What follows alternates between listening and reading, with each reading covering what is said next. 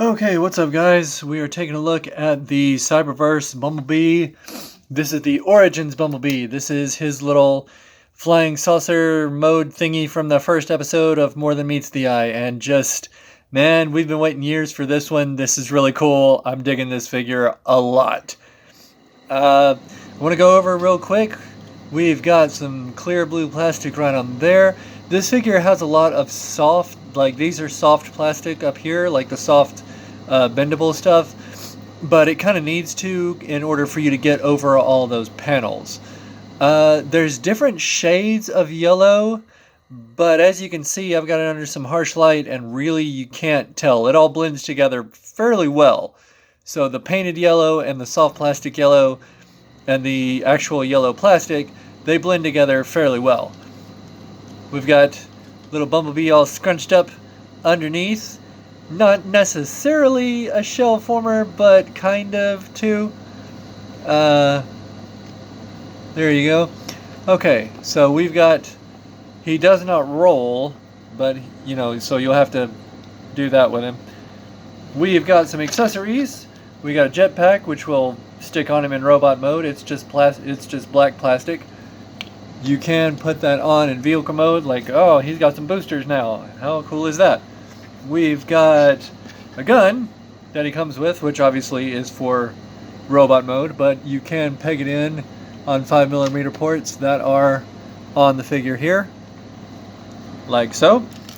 We've got these, which again, robot mode.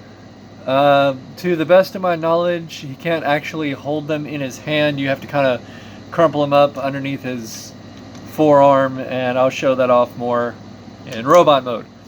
So, those are the accessories he comes with. Let's get him transformed so that we can take a look at the robot mode. So, let's get all this stuff. These panels, I guess, are going to come out this way. And there is an easier way to do this, but it's just like you have to lift up, because you got to get that plastic, if it'll untab. There it goes. Like, this is the bendable plastic because it kind of needs to be, because you got to bend that up and lift it over that panel right there and move it around that way. So like I said, the malleable plastic is actually a really good idea on this figure. It helps with getting things out of the way and opening him up. So open him up from the sides like so. We're going to come around here. We're going to get that down like so. We're going to get this backpack. Should come up like this. Okay. So you should be here. The legs are a little complicated, but it's more of just everything kind of tucks away. So let's go down here. The foot will tab in like that. This piece will fold up here. We're going to move the foot down like this just to get it out of the way. And then I think we can close that up. Then we can move. It's on two hinges there. So one there and one here. You get back in the light. There and then there. And I just want to point out, I don't know if this is on everybody's, but on mine, these pieces are really tight, so I have a hard time transforming them and not popping off that little piece right there. I don't know if anybody else has that problem. I don't know if that's a common thing, but that's what happens on mine. So you collapse the foot down. There's the leg. We're going to do the same thing on the other side. Untab it, fold up, fold once, fold again there, close that back plate, come down here. It does have a tab right there. I'm showing that right there that goes into the little hinge slot right there. Okay, so just, you got that tabbed in, just pull it down, move it like so, do that, and bring it back down, straighten everything out. Alright, so the legs are a little complicated, but once you get it under your hands, it's pretty easy. So let's turn him around again. Let's open up the arms get those out of the way. Alright, so let's just lift those up, get that out of the way. Let's spin his waist around like so. Then what we're going to do is unfold the arms all the way. We're going to bring this section here and then back up. See how it opens up like that? Back up and tuck underneath. I think I'm doing that right. There it goes. It should just fall and collapse into place. And this is another, this piece right here is another soft bendable plastic. And it's a good thing because this is the clear plastic and there's little teeth right there on the edge. I don't know if I can show it. There's little teeth right there on the edge that you have to put. See how it's not going all the way? You have to pull that up and over those tab plates. So I'm glad they put the soft plastic to get over that clear plastic. That's pretty cool. So all we want to do now is just fold it down like this, collapse the backpack, and voila! Alright. Okay, now the hands do have that problem of being a little finicky sometimes.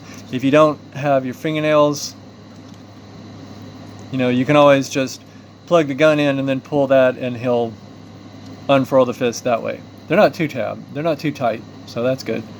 But alright, so here we go. Here is Bumblebee, all transformed up, ready to go. This is actually the brighter yellow. I don't know how you prefer. This is actually the brighter yellow and the blue visors like that. And this is obvious, like I said, it's the nod to the first episode of More Than Meets the Eye. Whoa, about knocked over my light. Alright, so we got the backpack right here. Plugs in just fine. And he can fly around, take care of things. If you're wondering about articulation, the head actually has a really good range. Look at this. Not bad. That's pretty decent range, honestly. A little bit down. Plenty of side to side. I think it's on a ball joint. Yep, it's on a ball joint. Get a little bit of a tilt, but not enough to make a difference. See? A little bit of a tilt, but not as much as you might like. So we got universals at the shoulders. We've got over 90 at the elbow. We've got an elbow swivel. No wrist swivel, but you know, his hands do go up and down like that. We've got the waist swivel, thanks to transformation. We've got universals at there. Pretty good range on those. I think it's a little limited by the backpack. Let's get that off. Yeah, a little limited by the backpack, but still good range. Good range.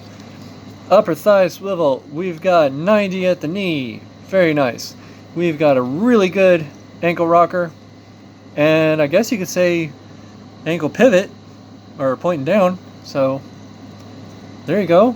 Really decent articulation. Really decent articulation for this figure.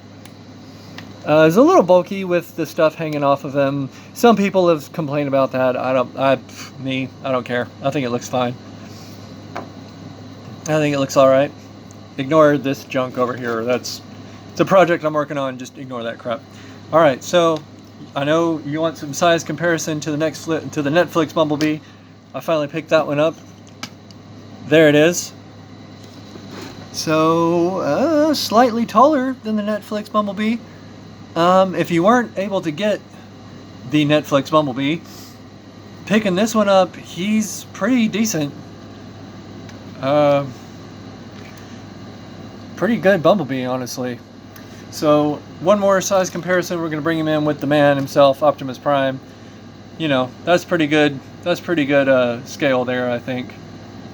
Pretty decent scale there. And just cliff jumper just cause you know, it's Bumblebee and cliff jumper, isn't it always? So there you go. Now, again, I want to talk about these before we wrap everything up. It would be cool if these little things popped off and you could stick it in his hand. Unfortunately, that is not the case. You just kind of have to wad them up and stick it under his forearm like so. And I mean, see, you got to do it right or he'll drop it. And I'm going to bring in a custom wheel jack. Just because, you know, you have to.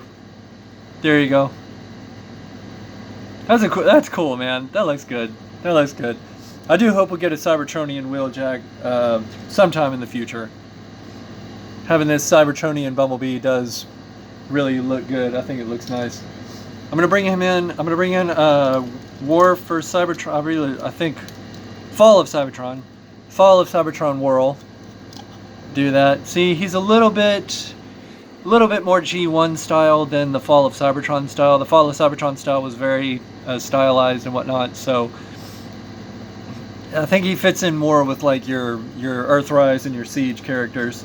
So if you wanted a Siege Bumblebee, this would definitely be one to pick up. So a lot of fun.